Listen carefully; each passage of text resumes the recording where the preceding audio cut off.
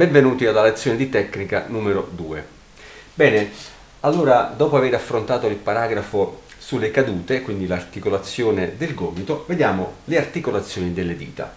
Allora, in effetti le dita sono differenti, tutte e cinque, sono differenti una dall'altra, per cui noi appoggiando tutte le dita su un piano d'appoggio e provando ad alzarne una alla volta, mantenendo le altre sul piano d'appoggio, aderenti al piano d'appoggio, vediamo che ogni dito ha una corsa differente uno dall'altro. In particolar modo il quarto dito, se non solleviamo anche il medio insieme all'anulare, questo ha una corsa davvero limitata. Ciò per capire quindi che bisogna articolare le dita in modo diverso, non sono uguali. Quindi dopo aver visto la pagina che riepiloga un po' il concetto delle articolazioni, ricordiamo che ci sono dei numeri sulle note che si riferiscono alle dita, quindi numero 1 pollici, numero 2 indici, 3 medio, 4 anulare, 5 mignolo.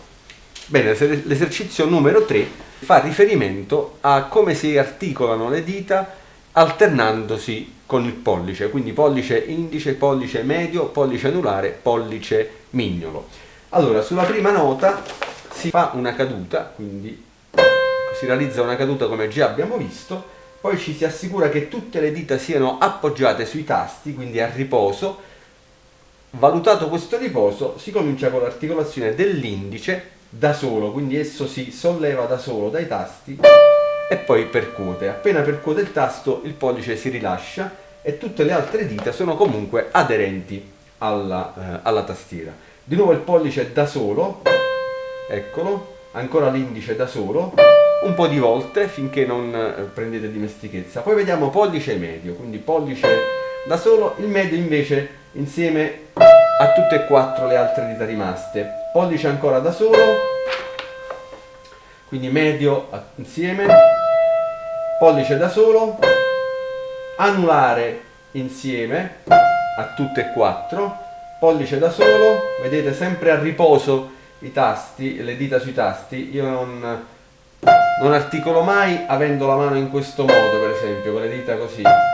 Questa è molto rigida, qua c'è molto irrigidimento, quindi non è opportuno fare questo tipo di...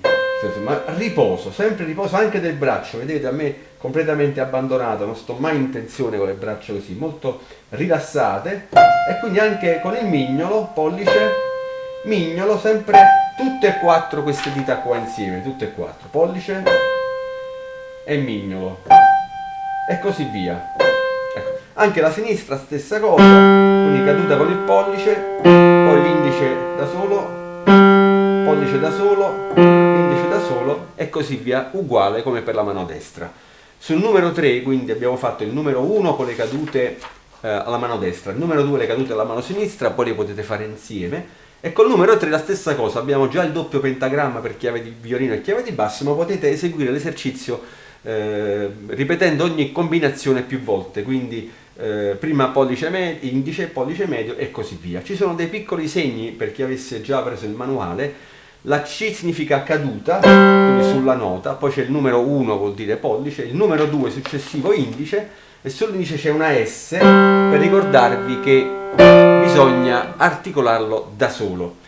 Poi c'è una T per quando bisogna invece articolare tutte, quindi tutte le dita aiutano il dito che deve premere, e subito dopo il dito preme ma le altre stanno completamente a riposo. E poi ST quindi per l'alternanza tra il pollice e le altre dita, quindi sul numero 3 quando le dita si alternano con il pollice, sempre il pollice da solo, indice anche da solo e poi tutte le altre dita insieme. Bene, affrontate con cura questo esercizio perché il pollice è un dito fondamentale, esso è molto vicino al polso, alla zona del polso, quindi molto rilassamento ci vuole in questa zona, e soprattutto non bisogna colpire col pollice muovendo il polso in questo modo, non bisogna farsi aiutare dal polso, ma vedete, polso fermo e l'articolazione del pollice in senso laterale. Bene, fate molta attenzione con la pratica di questi esercizi perché l'impostazione tecnica è determinante ai fini di un'ottima esecuzione. Con una buona tecnica si può essere anche virtuosi, soprattutto senza mai sentire affaticamento, quindi senza mai stancarsi. Bene, per i prossimi esercizi vedremo altre combinazioni delle dita, la lezione tecnica numero 2 finisce qui. Vi ricordo anche di potete andare sul mio sito www.musica-napoli.it dove ci saranno le altre lezioni. Io vi ringrazio per l'ascolto e vi do appuntamento alla prossima. Ciao!